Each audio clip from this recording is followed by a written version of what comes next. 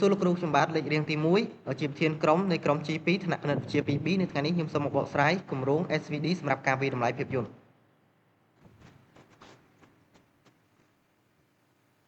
ចូលមកដល់ចំណុចទី1មូលន័យសង្ខេបនៅក្នុងគម្រោងនេះគឺមានគោលបំណងវិភាគនិងបង្ហាញពីរបៀបដែលវិធីសាស្ត្រ SVD ត្រូវបានអនុវត្តដើម្បីបង្កើតប្រព័ន្ធណែនាំភាពយន្តប្រកបដោយប្រសិទ្ធភាពគម្រោងនេះបានប្រើប្រាស់បច្ចេកទេសគណិតវិទ្យាដ៏សំខាន់មួយគឺ matrix vectorization ដើម្បីដោះស្រាយបញ្ហាទិន្នន័យមិនពេញលេញឬទិន្នន័យទទេដែលកើតមានញឹកញាប់នៅក្នុង matrix ចំណាត់ថ្នាក់របស់អ្នកប្រើប្រាស់តាមរយៈការអនុវត្ត SVD matrix ដើមត្រូវបានបំបែកជា matrix តូចៗចំនួន3លទ្ធផលសំខាន់នៃគម្រោងនេះគឺចង់បង្ហាញថា SVD អាចទស្សន៍ទាយចំណាត់ថ្នាក់ដែលបានបាត់បង់បានយ៉ាងត្រឹមត្រូវនិងអាចណែនាំភាពយន្តថ្មីៗជូនអ្នកប្រើប្រាស់ដោយផ្អែកលើចំណូលចិត្តលាក់កំបាំងរបស់ពួកគេខ្ញុំមានលេខរៀងទី2ហើយខ្ញុំធ្វើការបន្តការបកស្រាយនៅចំណុចទី2សេចក្តីតាមនៅទី1លេខរៀង background ក្នុងយុគសម័យ digital បច្ចុប្បន្នគេហៅថា positive ភាពយន្តដូចជា Netflix YouTube Disney បានក្លាយជាផ្នែកសំខាន់នៃជីវិតប្រចាំថ្ងៃរបស់យើងដើម្បីរក្សាអ្នកប្រើប្រាស់នៅបង្កើតការពេញចិត្តរបស់ពួកគេក្រុមហ៊ុនទាំងនេះបានវិនិយោគយ៉ាងច្រើនលើការបង្កើតប្រព័ន្ធណែនាំ recommender system ដែលមានប្រសិទ្ធភាពប្រព័ន្ធទាំងនេះប្រើប្រាស់ទិន្នន័យចំណាត់ថ្នាក់គឺ ready នៅការពយ៉ាងរបស់អ្នកប្រើប្រាស់កន្លងមកដើម្បីទូទាយចំណូលចិត្តនាពេលអនាគតគម្រោងនេះផ្ដោតទៅលើការអនុវត្តទីសាស្ត្រគណិតវិទ្យាដ៏មានអានុភាពមួយគឺ SVD ដើម្បីបង្កើតប្រព័ន្ធណែនាំភាពយន្តដែលអាចដកអនុសាសន៍ recommendation យ៉ាងត្រឹមត្រូវនិងទាក់ទាញបំផុតចំណុចទី2និយមន័យ Singular Value Decomposition ដែលសង្កត់ SVD Singular Value Decomposition SVD គឺជាវិធីសាស្ត្រមួយនៅក្នុងបច្ចេកទេស linear ដែលបំបែក matrix ទៅជា matrix 3វាជាឧបករណ៍មូលដ្ឋាននៅក្នុងផ្នែកជាច្រើននៃជាសាស្ត្រទិន្នន័យការរៀបម៉ាស៊ីននិងសถิតិសម្រាប់ matrix A នៃទំហំ m ស្វែងរកហើយ SVD បំបែក A ទៅជា matrix 3ជាង matrix A ស្មើ matrix អុយគុណមួយ matrix sigma គុណ matrix Y transposeខ្ញុំលេខរៀងទី3មកនិយាយពីគោលបំណងទី1ដើម្បីយល់ពីដំណើរការនៃការបំបែក SVD នៃ matrix A ដែលបានផ្ដល់ទៅជា matrix 3ទី2ដើម្បីទូទាយការវិតម្លៃភាពយន្តដែលបាត់នៅក្នុង matrix ធាតុអ្នកប្រើប្រាស់ទី3ដើម្បីបំពេញចន្លោះសញ្ញាសួរបង្កើតប្រព័ន្ធណែនាំផ្ទាល់ខ្លួនលេខ3វិសាលភាពទី1ការសិក្សានេះផ្អែកទៅលើ matrix factorization សម្រាប់ប្រព័ន្ធណែនាំទី2គំរូទិន្នន័យមានទំហំ m ខ្វែង n ដែលតំណាងឲ្យអ្នកប្រើប្រាស់និងភាពយន្តទី3ការវិភាគត្រូវបានកំណត់នៅក្នុងវិមាត្រស្មើការដើម្បីបង្ហាញការព្យាករណ៍ជាឧទាហរណ៍វិសាលភាពនេះគ្រាន់តែជាការបង្ហាញនៃការប្រើប្រាស់បច្ចេកទេស SVD សម្រាប់បំពេញតម្លៃបាត់និងការព្យាករណ៍ rating ប៉ុណ្ណោះទី5មិនទាន់មានការវាស់វែងលើ accuracy និងមិនទាន់ពង្រីកទៅលើទិន្នន័យពិតប្រាកដមានទំហំធំជារួម SVD គឺជាបច្ចេកទេសដ៏មានប្រសិទ្ធភាពសម្រាប់ប្រព័ន្ធណែនាំភាពយន្តវាមិនត្រឹមតែជួយបំពេញទិន្នន័យដែលបាត់បង់ប៉ុណ្ណោះទេថែមទាំងជួយឲ្យប្រព័ន្ធអាចយល់ដឹងពីទំនាក់ទំនងលាក់កំបាំងរវាងអ្នកប្រើប្រាស់និងភាពយន្តដែលជាកត្តាគន្លឹះក្នុងការផ្ដល់នូវការណែនាំដ៏ត្រឹមត្រូវនិងទាក់ទាញបំផុតខ្ញុំបានរៀនទី4ធ្វើការបកស្រាយនៅចំណុចក្រមាំង3វិធីសាស្ត្រនិងការកណនាដែលប្រើ SVD មួយដំណើរការអនុវត្ត SVD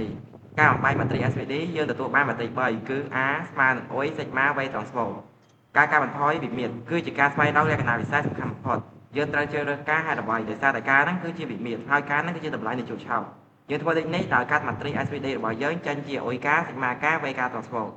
ការទូទាយបន្ទុកទាំងអស់ចេញពីការគុណ matrix តូចៗដែលបានកាត់តម្រង់ចូលគ្នាវិញគេបាន AK ស្មើនឹងអុយ K sigma K Y K transpose មាត្រិកថ្មីនេះ AK នឹងមានទំហំដូចមាត្រិកដើមរបស់យើង A រាង m គុណ n ហើយវានឹងមិនមានលេខ0ទេតម្លៃក្នុង AK គឺជាបន្ទុកដែលយើងបានទូទាយសម្រាប់គូរបស់ user មកវិញបន្ទាប់មកយើងពិនិត្យ matrix user item rating ដែលមានសញ្ញាសួរតំណាងឲ្យការវាយតម្លៃបាត់បង់ឬមិនទទួលបានបន្ទាប់មកយើងមើលលើតារាងដែលជួរឆោតតំណាងឲ្យមកវិញហើយជួរដេកតំណាងឲ្យ user ហើយយើងត្រូវរកតម្លៃនៃសញ្ញាសួរដែល SVD គឺជាប្រព័ន្ធវិធីគណិតវិទ្យាមួយដែលតម្រូវឲ្យមាន matrix ពេញលេញដោយមិនខ្វះតម្លៃនៃសញ្ញាសួរដូចនេះកិច្ចការដំបូងត្រូវបំពេញសញ្ញាសួរដែលជាការងារចាប់ផ្ដើមដោយគ្រាន់តែបំពេញសញ្ញាសួរដោយ0អ្វីដែលត្រូវរកមួយគឺតើ user 2ចូលចិត្តមកវិញ2ទេ2តើភាពយន្តមួយណាដែលយើងគួរណែនាំដល់ user 3តាមតារាងដែលបានផ្ដល់ឲ្យខាងលើអាចសរសេរជា matrix វាយតម្លៃធាតុ user គឺ matrix A ដែលមានរាង5/4ប៉ុន្តែធាតុនៃ matrix A ខ្លះគឺជាសញ្ញាសួរហើយបន្ទាប់មកអនុវត្តការបំបែក SVD A ប្រហែលអុយ sigma Y transpose ដោយប្រាប់ពីអ្វីដែលជា matrix អុយ sigma និង Y transpose កិច្ចការដំបូង SVD គឺត្រូវបំពេញសញ្ញាសួរជាការងារចាប់ផ្ដើមដោយគ្រាន់តែបំពេញសញ្ញាសួរដោយ0គេបាន matrix A ថ្មីមួយរក matrix A transpose A ដែល matrix A transpose កើតចេញពី matrix A ដែលជួរឆោតនៃ matrix A ខែទៅជាជួរដេកនៃ matrix A transpose អញ្ចឹងទាញបាន matrix A transpose មានរាង 4/5 គេបានតម្លៃនៃ A transpose A គឺ matrix រាង 4/4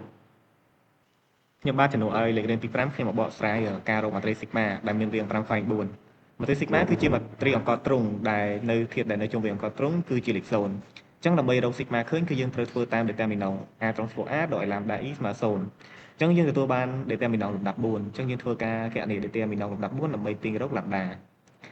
ចឹងបន្ទាប់ពីយើងបានគណនា determinant លំដាប់4ហើយយើងទទួលបាន lambda 1 lambda 2 lambda 3 និង lambda 4ដែលមានតម្លៃដូចខាងក្រោមបន្ទាប់មក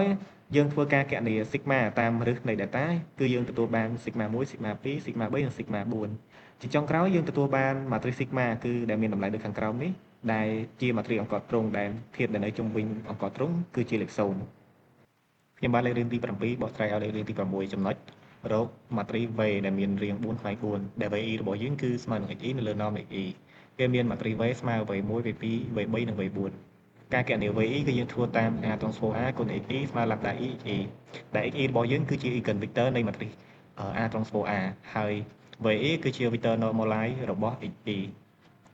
ចឹងសម្រាប់ការគណនាគឺយើងធ្វើតាម A transpose A គុណនឹង XE ស្មើ lambda E XE ចឹងយើង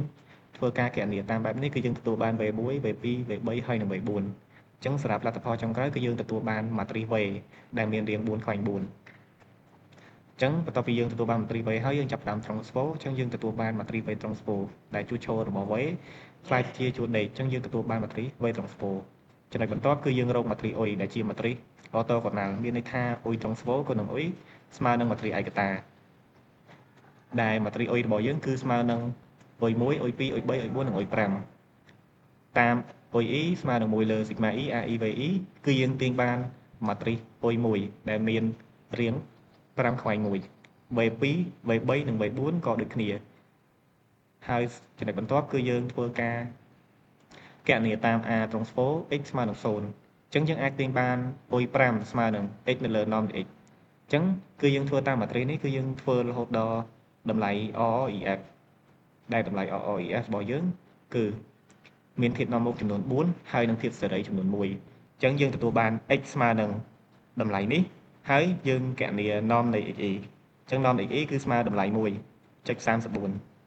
ចឹងសម្រាប់ការគណនា UI5 គឺស្មើ x នៅលើ norm នៃ XE អញ្ចឹងយើងទទួលបាន matrix UI5 អញ្ចឹងជាចុងក្រោយយើងទទួលបាន matrix UI ដែលមានរាង5ខ្វែង5ហើយជារួមយើងទទួលបាន matrix SVD A ស្មើ matrix UI គុណ matrix sigma គុណឲ្យ matrix V transpose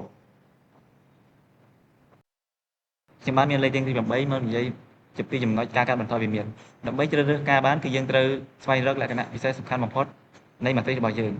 ពិនិត្យទៅលើ matrix sigma គឺមានតម្លៃធំចំនួន2ដូច្នេះយើងជ្រើសរើសយកការស្មើ2យើងទទួលបាន matrix U មានទំហំ5ខ្វែង2 matrix sigma មានទំហំ2ខ្វែង2 matrix V transpose 2មានទំហំ2ខ្វែង4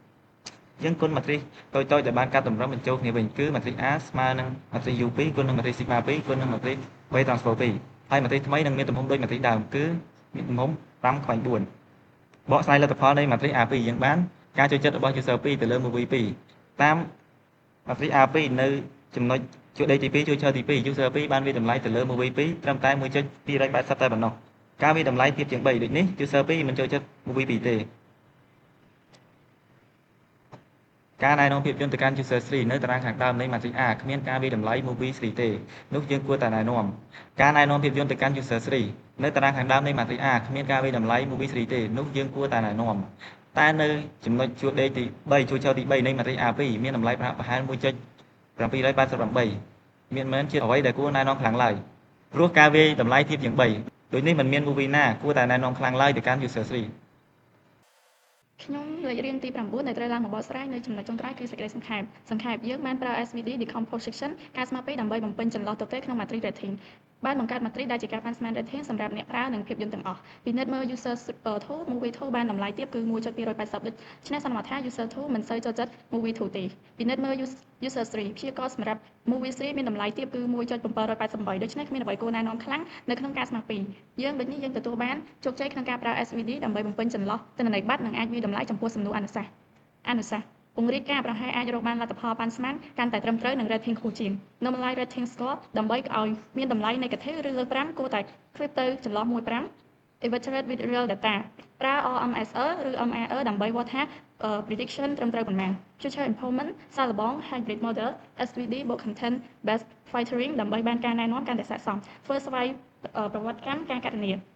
ឲ្យប្រើប្រាស់ភាសាសរសេរកូដដូចជា Python ដើម្បីអនុវត្ត SVD ទៅលើទិន្នន័យធំដែលស្វ័យប្រវត្តិដូចនេះក្រុមនាងខ្ញុំត្រូវបានបញ្ចប់អរគុណលោកគ្រូនិងជម្រាបលាលោកគ្រូ